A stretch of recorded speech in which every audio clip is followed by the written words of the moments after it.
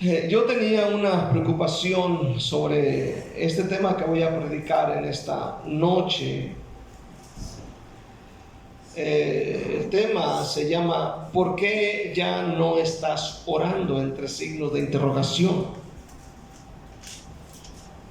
Una de las cosas que últimamente en estos últimos años he visto cómo muchos han mejorado su vida. Eso es bueno. ¿Cuántos dicen amén?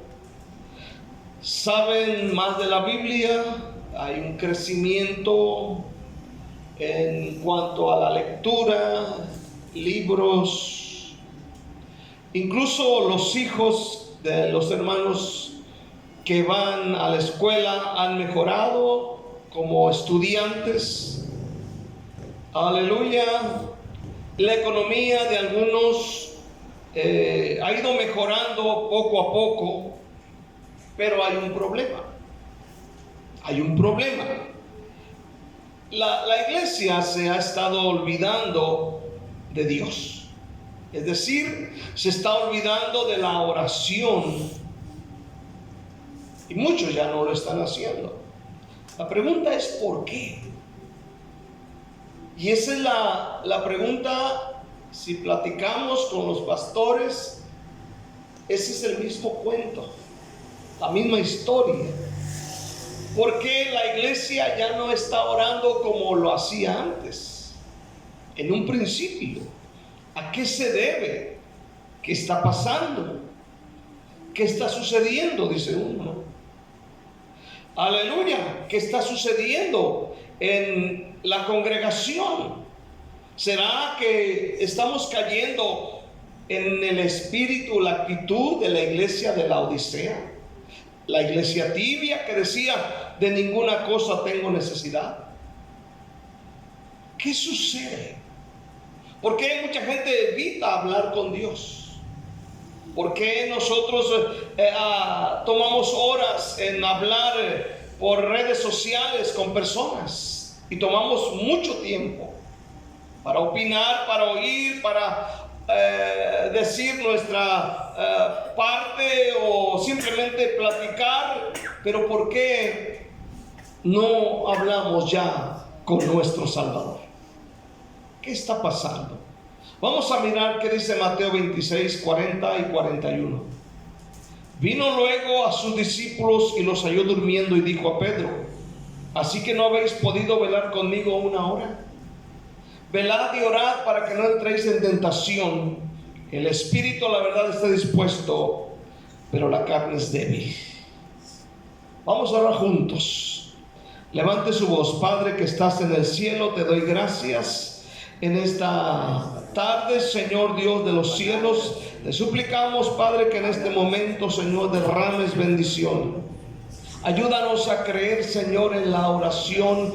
Ayúdanos, Padre, enciende una vez más el fuego acerca de la oración, acerca de la comunión con el Padre, acerca de nuestra relación, Señor. Ayúdanos a entender este principio tan vital en el cristianismo que se está olvidando, Señor, y hemos dejado a un lado, Señor, todos los días. Perdónanos y ayúdanos y vuelve a encender esa llama de la oración en el nombre de Jesús. Amén. ¿Por qué ya no estás orando? Algo simple, algo entendible. Y primeramente, no oran. ¿Sabe por qué? Una de las cosas que yo estoy descubriendo es porque muchos ya no creen en Él. Cuando dejas de creer, es un peligro. Y solo los que no creen son los que ya no están orando. Algo está pasando dentro del corazón del cristiano. Ya no hay ese fuego, ya no hay esa llama, ya no hay ese interés por doblar rodillas, por orar sentado, orar en la cama, orar en casa. Incluso me atrevo a decir que a veces nos olvidamos de orar por los alimentos que consumimos. Y ya nos da vergüenza incluso mencionar el nombre de Cristo delante de los compañeros cuando es la hora del almuerzo o la hora del desayuno, y nos olvidamos de esto. Esto que le estoy hablando, hermano, es el peligro de los últimos días. Es el peligro. Encontramos mucha gente que alaba, que arremete los salones cuando acude a algún cantante cristiano, aleluya, se llenan los salones, se llena tal vez el estadio, pero son pocos los interesados en orar. Esta es una verdad que la Biblia menciona. La razón por la que muchos ya no oran es también porque han caído en la actitud de la iglesia de la Odisea. La actitud de la iglesia en la Odisea era precisamente ese: tengo todo, estoy en paz, no hay problema. Dice el capítulo 3 de Apocalipsis, versículo 17: tú dices, yo soy rico y me he enriquecido y de ninguna cosa tengo necesidad. Y no sabes que tú eres un desventurado, miserable, pobre, ciego y desnudo. Pero vea lo que ellos decían. Y es más, dimos un estudio amplio sobre esta iglesia hace tiempo. Esta iglesia era una iglesia rica, era una iglesia que vendía este medicamento para los ojos, era esta iglesia que vendía algunos suéteres o sacos, no sé cómo le llaman, de lana, que eran muy apreciados. Y esta gente, hermano, tenía bastante dinero. Aleluya, dice la historia que incluso en 2 terremotos que hubo, no necesitaron la ayuda del gobierno o del Estado, amén, en aquel tiempo del Imperio Romano. Dice que los mismos recursos de los pobladores volvieron a edificar la ciudad. O sea, era tanto el dinero que tenían. Y esta iglesia cayó en este estado al decir, soy rico y me he enriquecido y de ninguna cosa tengo necesidad. O sea, ya no ocupaban a Dios, ya no ocupaban su presencia, ya tenían casa, ya tenían carro, ya tenían caballos, ya tenían ropa, ya tenían comida, y decían, no tenemos necesidad de nada. Este es el peligro, hermano, de que cuando Dios nos bendice nos olvidamos de aquel que nos da las bendiciones. Amén. Nos acordamos de Él solamente cuando viene la enfermedad cruel, o cuando viene un accidente, o cuando algo malo nos está pasando. Por eso a veces digo yo, Señor, benditos problemas. ¿Cuántos dicen amén? Benditos los problemas, aleluya, porque los problemas son los que nos hacen llorar en el altar. Los problemas nos hacen llorar delante de Dios, amén, cada día, suplicando con angustia. Y a veces digo, Dios, mándales más problemas para que oren. Porque de otra manera no ora. La Odisea era la iglesia tibia, la que ya no ora, la que ya no le interesa, es la autosuficiente, es la iglesia tengo todo, no ocupo nada, estoy tranquilo. Ese es un peligro. Y como ya no necesitaban a Dios, como ya lo tenían todo, pues decían, Dios, no te ocupamos mucho. Y si usted mira más adelante, dice la palabra de Dios, he aquí, estoy en la puerta y llamo. Jesús está afuera ahora. Ya no lo necesitaban. El que deja de creer, deja de orar. Lo primero que se pierde al dejar de creer es la comunión personal con Dios. Y es algo vital en el cristianismo, es algo vital, importante, importantísimo, hermano, para nuestra vida. Diría yo, lo más importante. Yo sé que leer la Biblia es importante, congregarse, alabar es importante, pero la relación con Dios es más importante. Dice la palabra de Dios en Juan capítulo 15, amén, que Él es la vid, nosotros somos los pámpanos, las ramitas que producen las uvas. Amén, dice, yo soy la vid verdadera y mi Padre es el labrador. Todo pámpano que no lleva fruto lo quitará, y todo aquel que lleva fruto lo limpiará para que lleve más fruto. Luego dice el versículo 4, permaneced en mí y yo en vosotros. Y dice, como el pámpano no puede llevar fruto por sí mismo si no permanece en la vid, así tampoco vosotros si no permanecéis en mí. Está el tronco de la vid, de la uva, y aleluya, y está el pámpano, la ramita que produce la uva, y dice que esta ramita debe estar pegada, permaneciendo ahí. Y si no permanece, dice, aleluya, si no está pegada, no, en vano es todo lo demás. Y si no está pegada al tronco, no puede dar fruto. Nosotros somos las ramas. Necesitamos la savia de la vid para poder producir. Necesitamos estar conectados bien con Cristo. Hermano, el que deja de creer, deja de orar. Y esto no sucede de la noche a la mañana. Esto de el dejar de orar, dejar la presencia de Dios, dejar la oración, es algo que va sucediendo poco a poco, pausadamente. De repente ya se nos hace fácil, amén, un día, una semana, un mes, y al rato nos olvidamos totalmente de este principio bíblico. Nos olvidamos. Amén. Es algo que sucede pausadamente.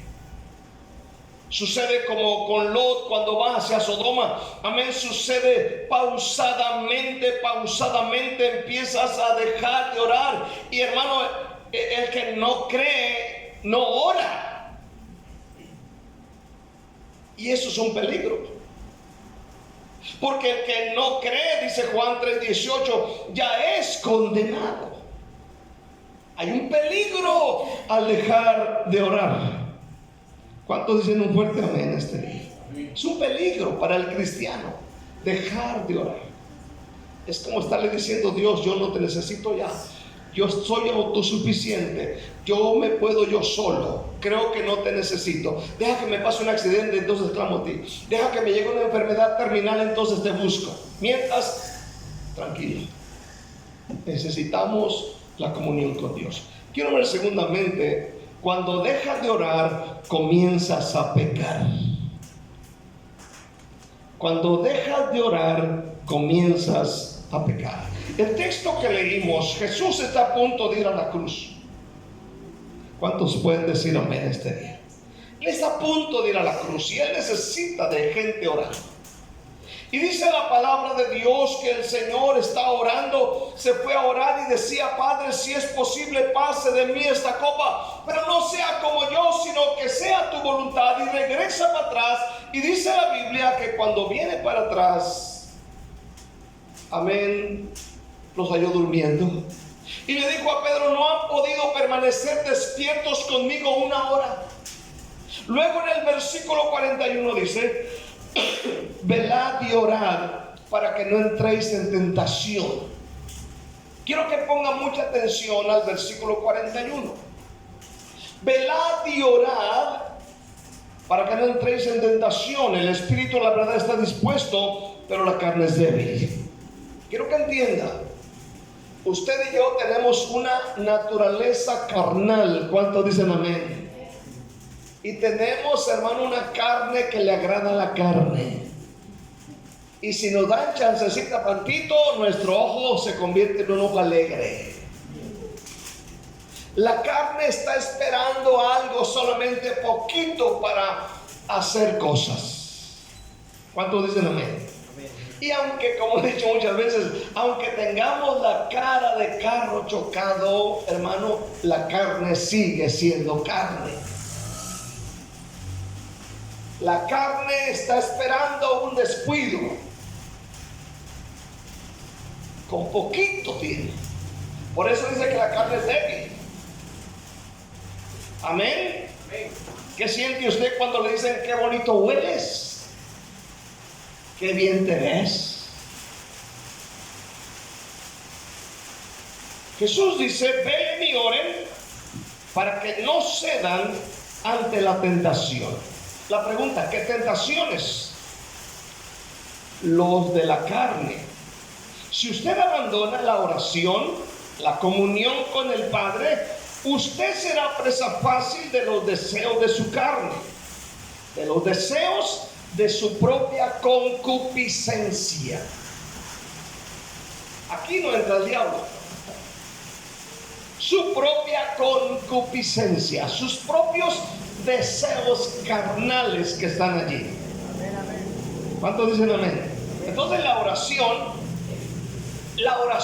nos va a ayudar a vencer esas cosas. ¿Cuántos dicen amén? Usted no va a ganar con decir te reprendo, Satanás. Usted no va a decirle ahí a la que le escribe con corazoncitos, o al hermano que le escribe con corazoncitos ahí, usted no le va a decir te reprendo, Satanás. Con eso no se va. Necesita someterse a Dios. La Biblia dice, someteos pues a Dios y el diablo huirá de vosotros. Hermano, cuando usted abandona la oración, se convierte en presa fácil de los deseos de su carne. Cuando usted deja de orar, se convierte en una presa fácil de usted mismo. Santiago capítulo 1. ¿Qué dice Santiago? Mira qué bonito dice Santiago. Véanlo conmigo. Capítulo 1. En el versículo 13. Vea lo que dice. Cuando alguno es tentado, no diga que es tentado de parte de Dios. Porque Dios, dice, porque Dios no puede ser tentado por el mal, ni Él tienta a nadie. Sino, ¿qué más dice? Sino que cada uno es tentado cuando de su propia concupiscencia es atraído y ¿qué? Seducido. ¿Qué más? Entonces la concupiscencia, sus propios deseos carnales, después que ha concebido, da a luz el pecado, y el pecado siendo consumado, da a luz la muerte. Entienda esto. Santiago no le está escribiendo a los pecadores. Santiago escribe a la iglesia. ¿Cuántos dicen amén? Escribe a hermanos, como dicen los católicos, a los hermanos separados. A ellos les escribe. A ellos. Esta parte no es para el pecador, es para nosotros. Y dice que tenemos esta concupiscencia, estos deseos carnales. ¿Cuántos dicen amén? Con los que usted batalla día y noche. Pensamientos de lujuria, deseos de vicios, deseos carnales, ira, cólera, celos, eso que está en nosotros, pereza, flojera, negligencia, eso que está en nosotros. No me diga que usted no batalla con eso. No me diga que usted no batalla con eso. Pablo batallaba y decía, miserable de mí, ¿quién me librará de este cuerpo de muerte? Pablo batallaba. Él decía, lo que quiero hacer no lo hago, y él hacía lo contrario. Había una lucha interna.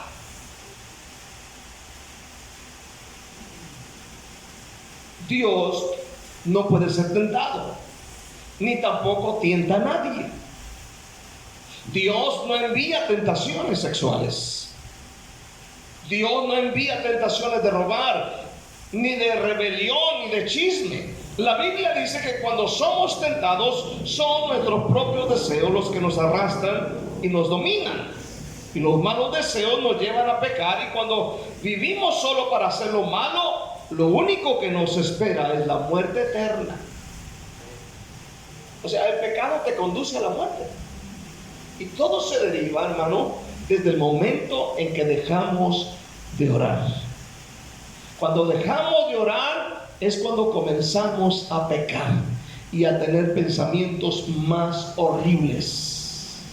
La única forma de vencer las tentaciones, de vencer, es sometiéndonos a Dios en oración.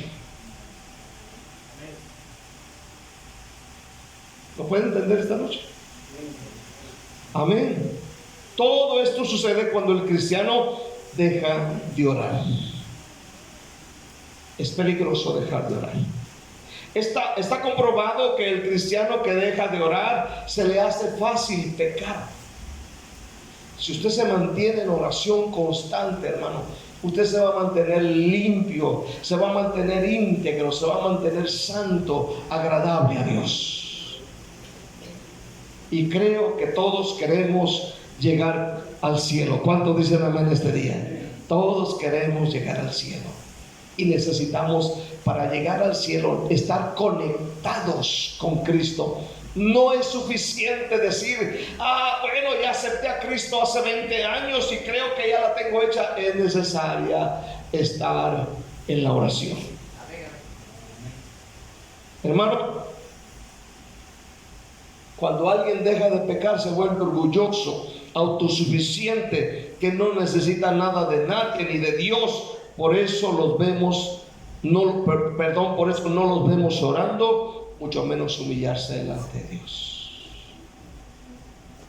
Quiero ver, para cerrar esta noche, por qué los altares de las iglesias están vacíos. Los altares de las iglesias vacíos. Porque el altar del corazón del creyente está destruido. Y puede estar destruido por muchas cosas o causas. Amén. El altar del corazón puede estar destruido por un resentimiento, por una mala actitud. Nos enojamos con alguien, dejamos de buscar a Dios, empezamos a buscar culpables, pero los dañados y afectados somos nosotros mismos. ¿Cuántos dicen amén este día? El altar se destruye. Amén. Lea conmigo Primera de Reyes 18. Primera de Reyes capítulo 18. Aquí Elías estaba a enfrentar a estos profetas falsos y al rey de Israel. Pero veamos qué hizo Elías antes de enfrentar al pueblo de Israel. A los profetas de Baal en Israel. Dice el versículo 30 del capítulo 18: entonces dijo Elías a todo el pueblo: acercaos a mí. Y todo el pueblo se le acercó, y él arregló el altar de Jehová que estaba arruinado. ¿Cómo estaba el altar? Arruinado. Pero oiga bien, dice que él arregló el altar de Dios que estaba arruinado.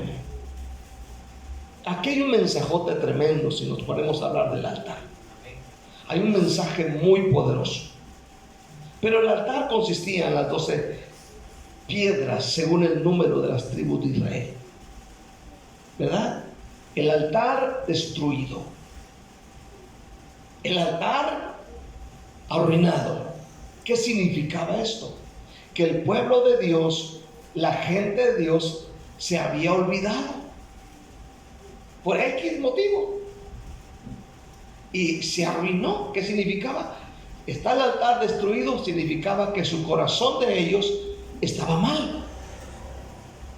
Ya no había presencia. Ya no había Espíritu Santo. Ya no descendía el fuego. Ya no descendía Dios. ¿Quién era culpable? Ellos que habían abandonado el altar. Y lo primero que hace el profeta de Dios, el hombre de Dios, es arreglar el altar arruinado. El altar. En el versículo 31 dice: y tomando Elías 12 piedras, conforme al número de las tribus de los hijos de Jacob, el cual había sido dada palabra de Jehová diciendo: Israel será tu nombre. Edificó con las piedras un altar en el nombre de Jehová. Después hizo una zanja alrededor del altar en que cupiesen 2 medidas de grano. Luego dice el siguiente versículo que él preparó la leña, el holocausto, y sobre el holocausto le echó agua que se quedó en la zanja. Ahora, el altar es restaurado, porque más adelante dice que él viene y empezó a clamar a Dios y dijo: amén, Jehová Dios de Abraham, versículo 36, Jehová Dios de Abraham, de Isaac y de Israel, sea hoy manifiesto que tú eres Dios en Israel, y que yo soy tu siervo, y que por mandato tuyo he hecho todas estas cosas. Respóndeme, Jehová, respóndeme, para que conozca este pueblo que tú, oh Jehová, eres Dios, y que tú vuelves a ti el corazón de ellos. Entonces cayó fuego de Jehová y consumió el holocausto, la leña, las piedras, el polvo, y aún lamió el agua que estaba en la zanja. ¿Por qué sucedió esto? Porque hubo alguien que se atrevió a arreglar el altar de Dios arruinado. Hermano, si somos sinceros, el altar de nuestro corazón o se está arruinando o está arruinado. Por eso ya no sentimos la presencia de Dios personalmente. Por eso es que a veces cuando llegas a la casa, en lugar de llegar con gozo, llegas peleado, llegas frustrado. No hay presencia de Dios. El altar del corazón y de la iglesia está en ruinas. Me atrevo a decir, amén, en este día, está tan en ruina en muchos lugares que ahora el altar está, en el altar está el Chavo del 8, está la Chilindrina, está Kiko, están los superhéroes, están los reggaetoneros, los artistas, los motivadores, los monólogos, los payasos. Ya no hay presencia. Ahora hay emoción. Tenemos que tener al Chavo del 8 para que nos haga reír. ¿Cuántos dicen amén? Ahora tenemos a Kiko, a los superhéroes, y creemos que emoción es presencia de Dios, cuando no es así. Ese es algo pesado. Ahora tenemos payasos, tenemos motivadores, pero no hay gente que busque restaurar el altar de Dios para que Dios descienda sobre su iglesia. Yo sé que se usan estrategias para llamar la atención de los pecadores, como los cantos, los conciertos, estas cosas, pero hay gente que ya reemplazó al Chavo del 8, amén, por el altar de Dios. Yo sé que muchos se van a ofender ahí, hasta me van a llamar. ¿Qué pasó? Pero es cierto, eso me da celo, hermano. Hacen una promoción de estas cosas como si fuera la gran cosa y quede la presencia de Dios. Y ahora invitan a la gente para que la gente reciba, para que lo dejen entrar. Ahora ya no es arrepentimiento, ahora es déjalo entrar. No, pues voy a entrar en él, pobrecito de él, Jesús lo dijo. Recíbelo. Cuando Dios nos llama al arrepentimiento, cuando Dios nos llama a restaurar el altar, ¿cuántos dicen un fuerte amén este día? Amén. La Biblia no dice que por ver el Chavo del 8 vendrá la fe. La Biblia dice que la fe viene por el oír, y el oír la palabra de Dios. Eso viene. Nadie se salva con el Chavo del 8. Se salva con la predicación clara del Evangelio de Cristo Jesús. Si no se salvan con el Evangelio, ¿quién los va a salvar? los superhéroes.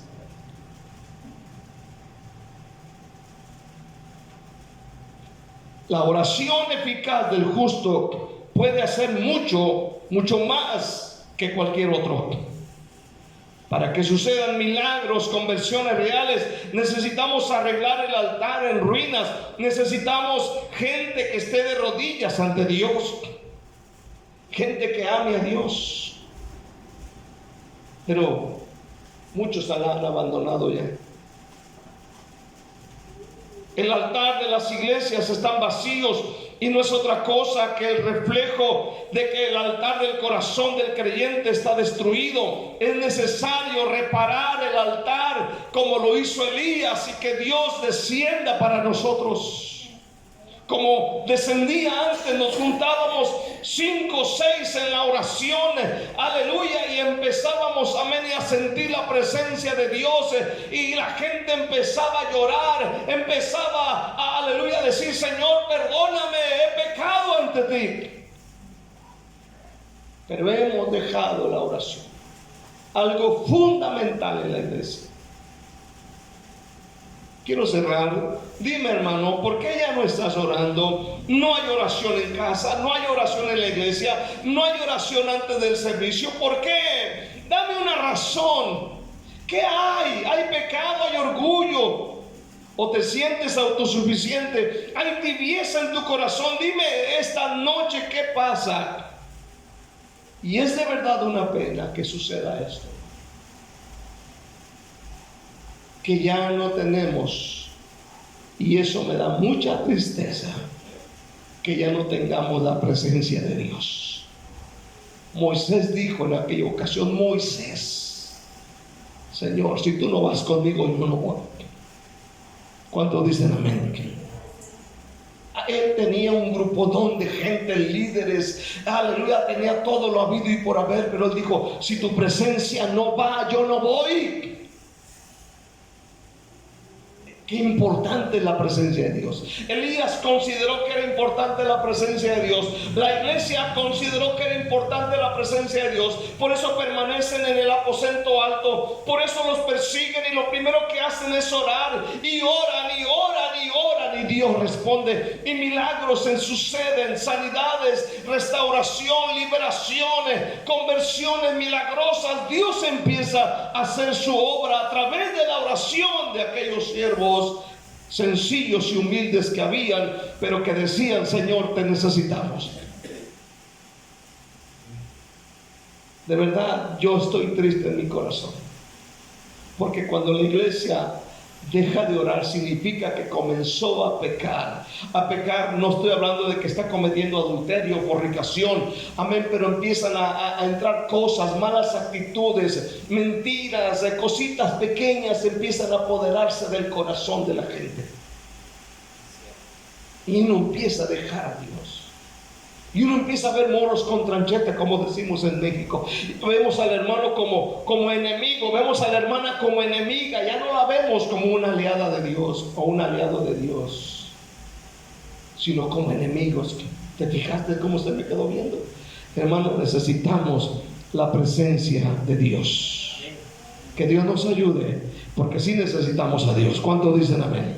Guatemala necesita de hombres, mujeres, hermano, que dejen a un lado sus prejuicios, dejen a un lado sus cosas y digan: Dios, yo te necesito. Mira mi familia cómo está, mira mis hijos, mira mi esposa, mira Señor, mi compañero de trabajo cómo está hundido consumiendo piedra, consumiendo cocaína. Mira cómo está de destruido. Pero si hay un hombre o mujer que clamen, estoy seguro que el rumbo de esa gente puede cambiar. ¿Cuántos dicen amén? Pero necesitamos levantarnos 2 o 3, pero que verdaderamente estemos humillados ante la presencia del Dios que predicó Elías. El Dios que responde con fuego, y aquel que hace que la gente que declare que Jesús es el Señor, para gloria de Dios Padre. Denle un aplauso fuerte al Señor en esta noche. Dele gracias.